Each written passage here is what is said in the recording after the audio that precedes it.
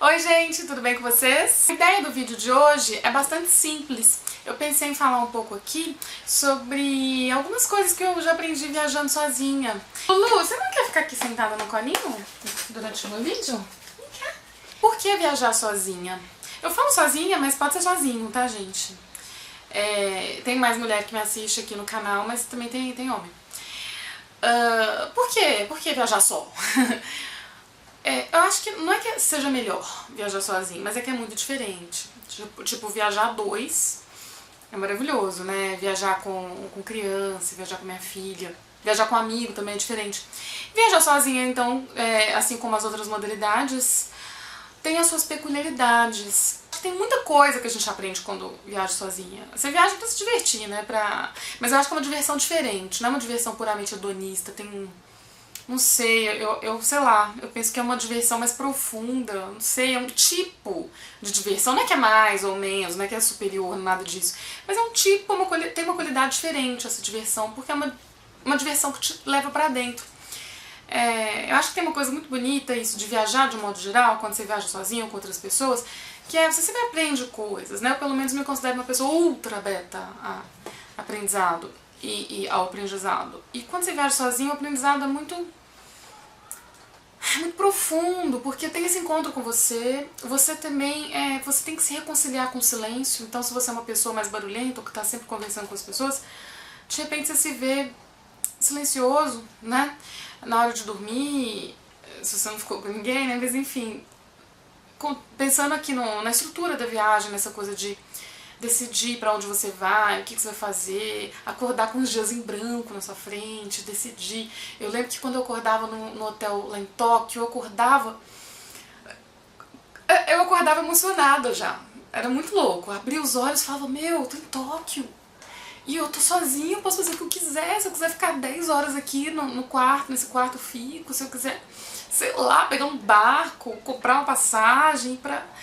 sabe, ir pra outra cidade, ou ficar batendo perna, conhecer pessoas, não conhecer pessoas, sair pra dançar, sair pra jantar, pegar um banco, ficar numa praça lendo. Eu posso tudo, e essa liberdade é tão saborosa. Eu acho que a principal palavra assim, que me vem à mente quando eu penso em viajar sozinha é liberdade.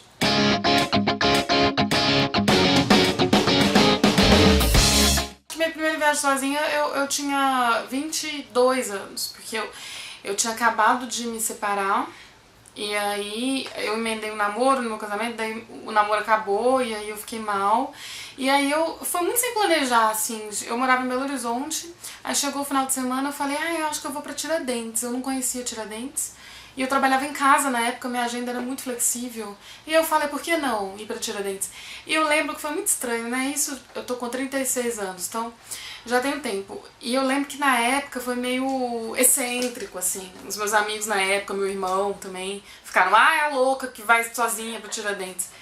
Eu não sei, eu tenho impressão pra mim, sei lá, eu tenho pra mim que hoje ficou mais comum, assim, esse tipo de coisa. Hoje se respeita mais, não sei, várias formas de se levar a vida, em determinados círculos e tal, mas enfim, voltando. Na época eu fiquei meio pagando de louca, assim, e aí eu peguei o ônibus na rodoviária e fui. E essa viagem foi muito importante pra mim. Foram poucos dias, eu fiquei em Tiradentes e em São João del Rei, lá em Minas, numas pousadas muito simples. Eu lembro que na época eu era mais neurada, assim, com essa coisa da violência sexual, do estupro. Hoje se fala muito mais, mas sei lá, na época eu era mais neurada. E aí eu lembro que quando eu cheguei na pousada lá em São João del Rei, um cara, o dono da pousada me olhou muito de cima a baixo, assim, sabe? E isso me deixou meio, sei lá, não foi São João del Rei, foi em Tiradentes. Isso me deixou com estranhamento, assim, sabe? E aí eu dormi meio tensa. Eu lembro que eu deixei várias coisas na frente da porta da pousada. Tipo, o criado mudo, eu arrastei na frente da porta do meu quarto. O criado mudo eu arrastei porque se alguém abrisse a porta de noite eu ia ouvir. Eu não sei o que eu ia fazer na sequência, né? Mas eu ia ouvir. E aí eu dormi com os objetos pontiagudos, assim, embaixo do travesseiro também. Mas foi uma viagem muito divertida, não parece, né? Eu tive essa neura, mas é a minha única lembrança negativa. A viagem toda foi muito importante, como eu disse, porque eu levei vários livros. E foi uma viagem eu fiquei muito ensimesmada, sabe? Eu acho que viajar sozinha tem isso, você você se encontra com a sua subjetividade, né? Porque você tá sozinho. Então, assim, eu acho que quando você tá sozinho, tem várias coisas que acontecem. No Japão eu percebi muito isso. Tá? Só pra encerrar a trilogia de viagem, aí teve a execução do Rei. Aí depois, eu não lembro se eu fiz outras viagens sozinhas, mas eu lembro que uma marcante foi, que eu penso agora, foi de Paris pra Amsterdã. Eu fui pra Europa com uma amiga, mas aí a gente ficou 20 dias lá, ela voltou pro Brasil e eu continuei lá. E aí eu fiquei uma semana sozinha em Paris, peguei um trem, fui pra Amsterdã.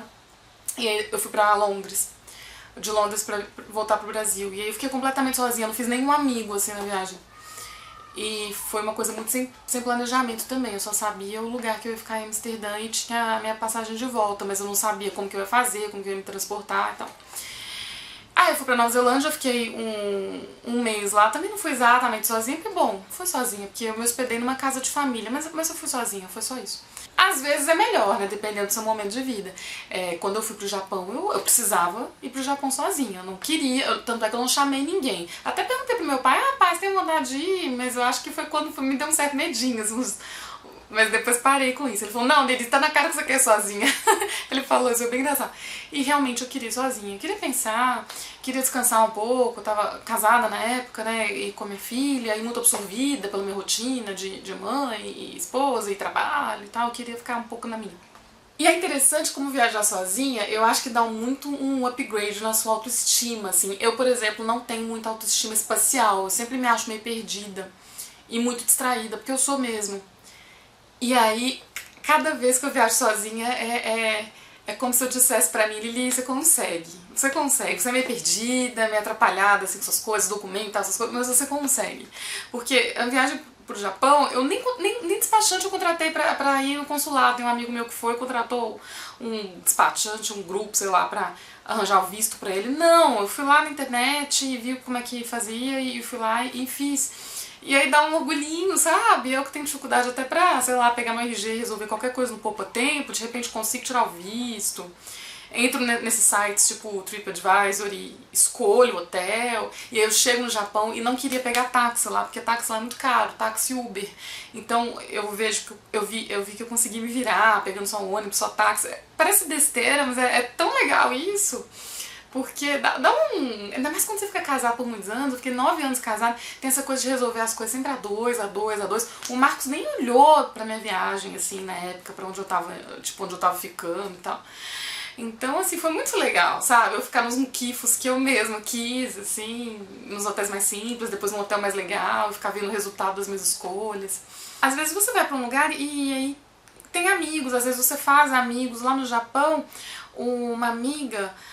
me falou de um amigo dela que morava lá e ele me levou, foi muito legal o nosso encontro, assim, eu não o conhecia, né, a gente se conheceu pelo Face, a gente se apresentou pelo Face, foi ótimo porque ele me deu umas dicas e aí chegando lá, ele me levou para um restaurante muito gostoso, depois a gente foi para um bar, aí teve um outro dia que a gente caminhou, a gente fez vários rolês legais lá e assim, em Tóquio, então nos meus primeiros 3 dias de Tóquio, eu tive alguém, mas e que foi ótimo, assim, à noite. Gente, é muito legal, voltando pra essa coisa de autoestima espacial, né? Porque eu cheguei em Tóquio, aí no aeroporto é tudo muito tranquilo, né?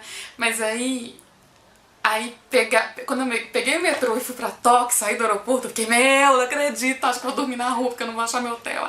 Mas curtindo muito.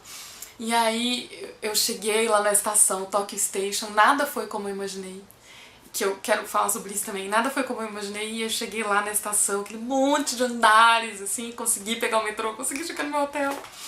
E aí, quando eu lembrei disso, porque quando eu marquei no outro dia de sair com esse menino, Matheus, com esse cara, foi tão legal, porque ele falou, me encontra no lugar tal, e eu falei, gente, como eu vou chegar? E quando eu já tava mega me virando, é muito gostosa essa sensação de ir se familiarizando sozinha com o lugar, sabe? E você vai lembrando de características suas que você não tinha, porque talvez você não usasse, assim, talvez no seu dia a dia elas passam meio despercebidas, como essa organização que eu tenho, que só aparece quando eu viajo, né? No dia a dia não aparece, mas enfim, eu sei que eu tenho, tá aqui, se eu quiser desenvolver, eu sei que tá aqui.